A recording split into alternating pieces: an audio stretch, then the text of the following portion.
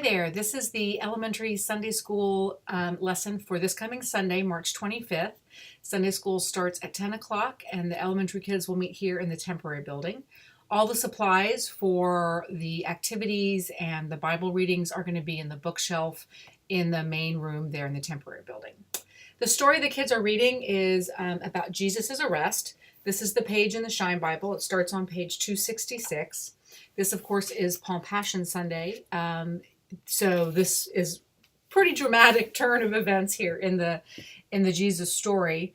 It's where Jesus and his disciples are praying in the garden. He tells them to stay awake, and they fall asleep, and he is arrested and taken off to be crucified. As usual, you can read the story to the kids. You can have them take turns reading it. There's at least 8 paragraphs here, so there'll be plenty for them to share. If you also wanted to, you could start them on the craft while you read the story. Sometimes it's helpful for them to be engaged in something while you're talking about this. It's pretty heavy stuff, obviously. The questions that after the story's been read to discuss with the children are on page 27 of the lesson I'll send you under Wonder and Reflect. So it's really great food for thought for the kids. I wonder why Jesus' friend Judas helped the soldiers arrest Jesus. I wonder why the crowd wanted Jesus to be killed. I wonder how the Roman soldier knew Jesus was innocent. These are very thoughtful questions and something that we obviously want the kids just to give some thought to. What are their opinions on this? There's also some questions in the Bible itself, in the Shine Bible. Connect right up here is a really good one. And it says, think about the unfair things that happened that night. What sad and unfair things have you seen? So this gives the kids a chance to reflect on their own life. Maybe it's something that's happened to them or someone they know or a story they heard about, watching the news, something like that. And they'll get a chance to share those stories and what have they seen. It's certainly at this point in a kid's life in elementary school, they're very focused on what's fair and not fair, right? And understanding how unfair things happen, it can be a hard concept. The craft that goes along with this is on page 28, right here under Create. And they're creating what's called Spanish tin crosses. And I printed out from Pinterest like a page full that I'll have in here of examples of just what they look like. And you can Google it too and just kind of get an example.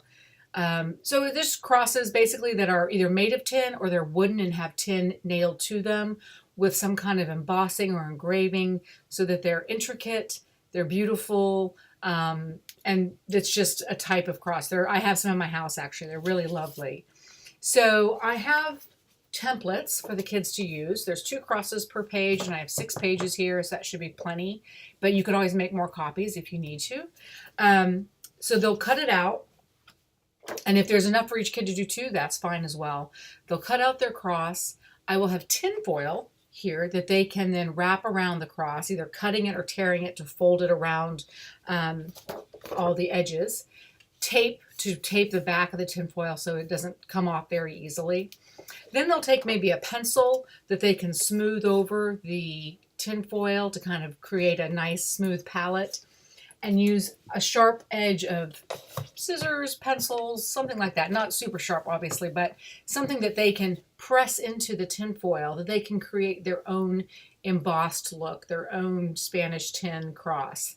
The idea is just to be creative, decorative. It doesn't have to involve color, but if they want to use the markers to color it, they absolutely can. That's no problem.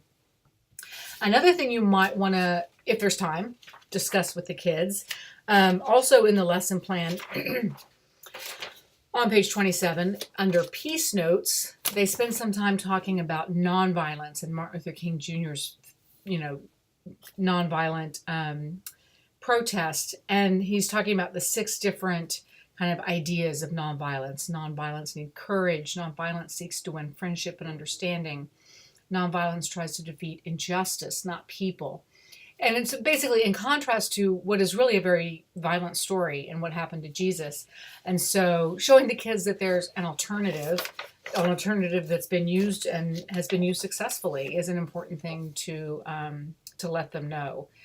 If there's any time after this, and I kind of doubt there will be, I'm hoping that the crosses are something they really enjoy. I do have some large coloring papers for Lent that are they're the ones that we had posted up in the windows during Advent, and the kids really enjoyed them. They're beautiful, they're oversized, so like there's just one and all the kids would work on it together.